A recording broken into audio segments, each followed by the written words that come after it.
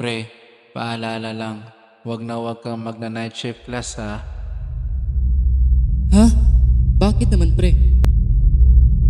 Kasi recently, may isang estudyanteng nagpakamatay dyan sa mismong classroom nyo. Babae siya, ginahasa raw siya ng mga kalalakihan. Basag-basag ang katawan, puno ng sugat at duguan ng matagpuan.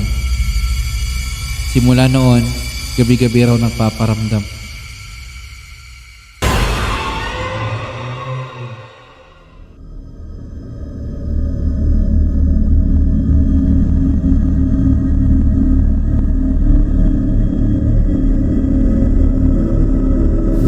Ako nga pala si Rover, isang first year transfer student sa Talibon Polytechnic College. Isa nga pala akong working student, nagtatrabaho sa umaga, estudyante sa gabi. Di ko alam kung maniniwala ba ako sa multo na yun.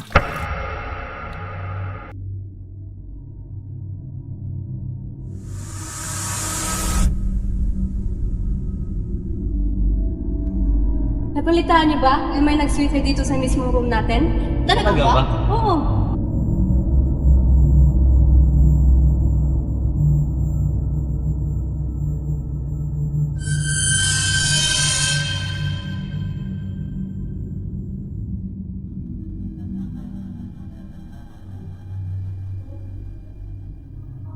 Pre, okay ka lang?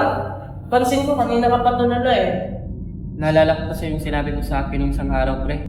Pre, mag-ingat ka. Kasi kadalasang nabibiktima niya ay yung mga transfer student o yung mga bagong mukhang nakikita niya.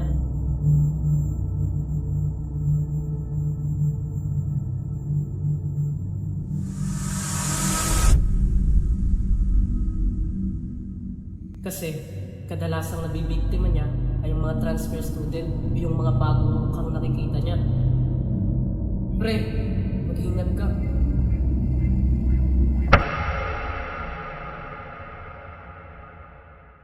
Makalipas ang ilang linggo, nagdesisyon kami ni Anton na humingi ng tulong sa albularyo dahil sa mga nakakakilabot na mga pangyayari.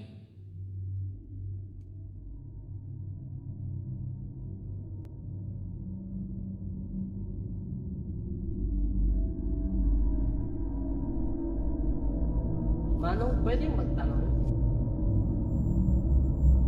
Kung gusto nyo maputol ang sumpa, gamitin nyo itong kandila at maglatag kayo ng asin at gawin nyo to sa hati ng gabi.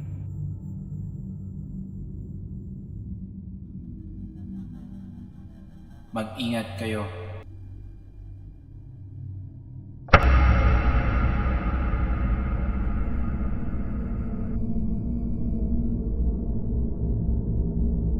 Okay, class. That's all for today. Class dismissed. Thank you, Napagkasunduan namin ni Anton na putulin ang sumpa upang hindi na ito magparamdam.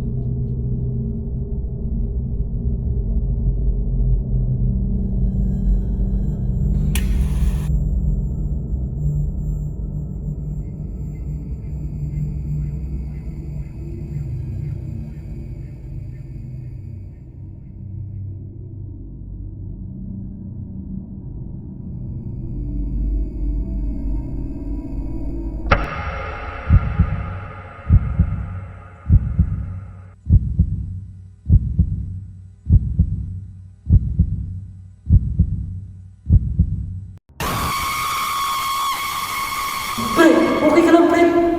Pre, dito ka lang. Magtatawag lang ako ng tulong.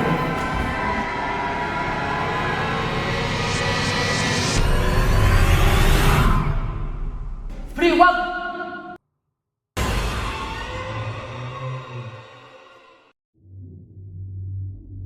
Hindi na ito nagparamdam mula nang binawian ng buhay si Anton. Sa puntong iyon, nalaman ni Rover na buhay lang pala ang kapalit para matigil ang sumpa.